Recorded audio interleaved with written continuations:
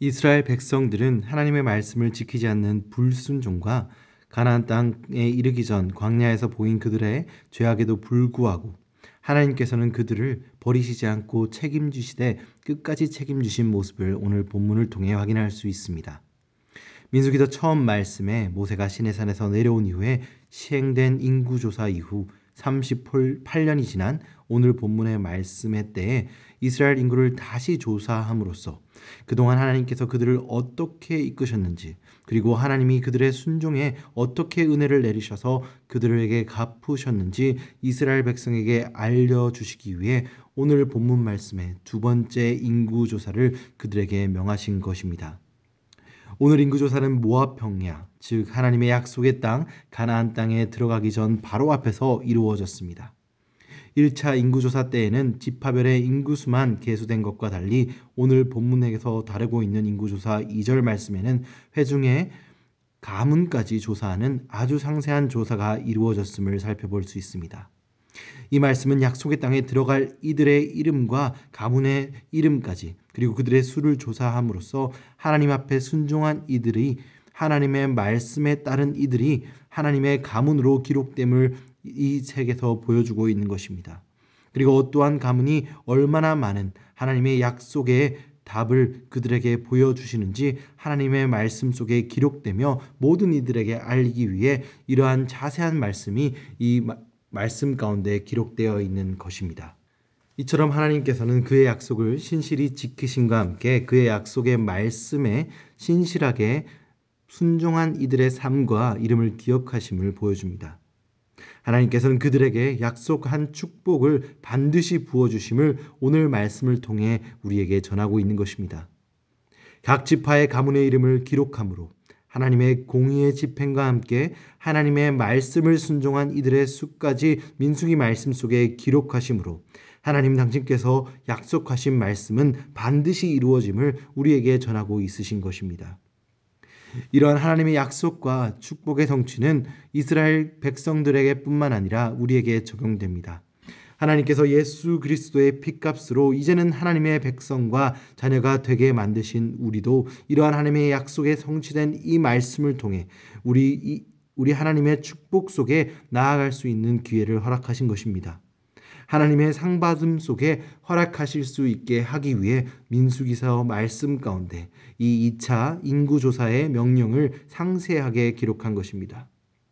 사도 바울께서도 고린도전서 9장 말씀을 통해 그가 운동장에서 다름질하는 자이며 이러한 다름질 속에 상받는 이가 한 사람임을, 그리고 그 다름질한 목적이 상받는 데 있음을 우리에게 알려주며 하나님의 말씀을 신실히 따를 것을 우리에게 권면하고 있음을 기억해야 됩니다. 이와 같이 우리는 우리의 삶 가운데 하나님의 거룩한 상과 하나님이 부어주실 거룩한 축복을 사모해야 하는 것입니다. 많은 사람이 하나님이 주시는 상과 축복을 이야기할 때 그것을 기복주의 신앙과 연관 지으며 경계하는 경우가 많이 있습니다. 그것은 옳은 일이지만 기복주의 신앙은 하나님이 주신 복이 아닌 우리의 정욕을 위해, 우리의 욕심을 위해 사용될 복을 구하는 것임을 알아야 합니다.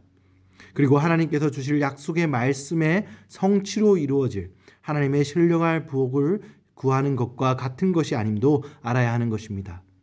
오늘 어찌 보면 광야같이 척박하고 여러 어려움 중에 살아가고 있는 우리의 삶 가운데 우리는 반드시 하나님의 약속을 지킬 때 하나님이 부어주실 그 신령한 복을 사모하고 그것을 위해 다름질하는 삶을 살아가야 하는 삶을 살아야 함을, 그리고 그 삶을 하나님께서 기뻐하시는 삶이라는 것을 알아야 합니다. 오늘 말씀 가운데 우리에게 주신 하나님의 약속의 말씀을 기억하며 신령한 복을 사모하기로 결단하시는 우리 모두가 되시길 주님의 이름으로 소망합니다. 이어지는 말씀에서는 하나님께서 명령하신 대로 아론의 아들 엘르아살이 그 명령을 받아 인구조사를 실시하는 모습이 기록되어 있습니다. 하나님께서 맡겨주신 사명을 대를 이어서, 그리고 광야와 모압 평야 다른 두 장소에서 또 38년이 지난 시간 뒤에도 신실하게 지켜짐이 오늘 말씀을 통해 기록되어 있습니다. 이처럼 하나님의 명령은 하나님의 신실하심을 본받아 시간과 장소에 따라 달라지는 것이 아닌 항상 신실하게 담당해야 됨을 오늘 우리는 아론과 또 아론의 아들 엘르아살 제사장을 통해 배울 수 있는 것입니다.